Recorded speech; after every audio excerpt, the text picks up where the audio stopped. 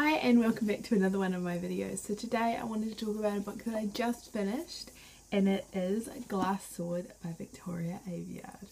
So not that long ago I did do a review on Red Queen, because it wasn't that long ago actually that I read it for the first time.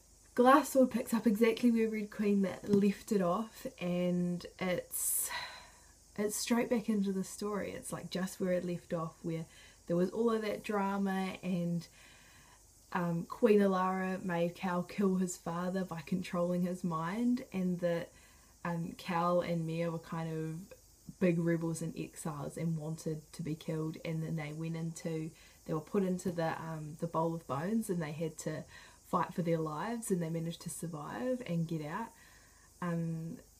So it kind of left with them being on the train underground heading away from the main city, and that's exactly kind of where it picked up. And they ended up going to this new place called Tuck, and there are a lot of different characters there, and it kind of got really confusing because there were the Lakelanders there who were the people fighting against the Red Army and the Silvers from Norta, and it kind of got a little bit confusing because there was the Colonel there, and he's Captain Farley's dad, we find out. So it kind of just, yeah, it just starts to unravel, and it gets a little bit kind of like interwoven and a little bit confusing in that way. For the most part of the book, for that whole kind of middle section, I really found myself kind of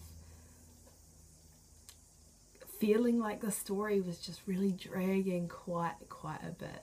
It was originally like kind of cool that they started this whole process of recruiting all the other new bloods and going off the list that Julian gave Mia in Red Queen, to start to find all of the other new bloods so that they could start to form this like new blood army. But the idea got tired really quickly because it just dragged out so much. So I found myself getting a bit frustrated and wanting something more exciting to happen. The only really exciting thing that happened is smack bang in the middle of all of that is that they get caught up in this kind of battle with Maven, but it doesn't really eventuate into anything, and they obviously manage to get away. So it's kind of like, well, you know, like I think as a reader I just kept finding myself wanting more and more, and just it kind of fell quite flat for a big chunk of the book. And the romance, if you could call it that, between Cal and Mia was pretty flat, to be honest. Whereas in Red Queen it seemed to be kind of secret and exciting, whereas she was kind of in a love triangle with the two brothers. But as it kind of developed with her and Cal, it just didn't really kind of go anywhere. Like, it just kind of casually said that they were basically sharing a room together and didn't really elaborate. I would have loved to have seen more growth in their relationship, like even if they just realized that they were better off as friends or something like that, and that really started to grow. I found myself finding Mia as a character a little bit frustrating. I really enjoyed her in Red Queen, but I found her super repetitive, how she kept referring back in her narrative to her time in court, and like that she would go back to her voice of being Maureen from court, and you know, that she kept referring to herself as the Lightning Girl, whereas in Red Queen it felt like she didn't really like to be called that. Like, it was kind of like what Queen Alara called her, and so that kind of made it a bit more offensive. But in this book she really started to own it, so that was a bit kind of confusing. I would have liked some more character development and relationships between the other characters. There was a relationship between Captain Farley and Mia's brother Shade, and that really felt so underdeveloped. The only thing that really happened was that they both just walked out at the same time out of what she called the bed chambers, and just kind of insinuating that they were like hooking up. But there wasn't really any, like, they could have shown more moments where it's like Shade grabbed Captain Farley, like grabbed Farley's hand, or you know, or called her by her first name, like called her Diana or something, like affectionately or something like that, that would have made us feel so much more connected to the characters and actually care when Shade was killed. Like it felt like we weren't as attached to the characters as we were in the first book, and that kind of let it down a little bit. The ending, though, I have to say the ending did totally redeem the story. I really enjoyed the ending. The last 100 pages, it just picked up and went crazy, and it was a lot like Red Queen, where I found there were parts in Red Queen where it was like I was waiting for something to happen and you knew something would, and then the last chunk of the book really kind of pulled it out. But it took a long time in Glass Sword for that to really happen.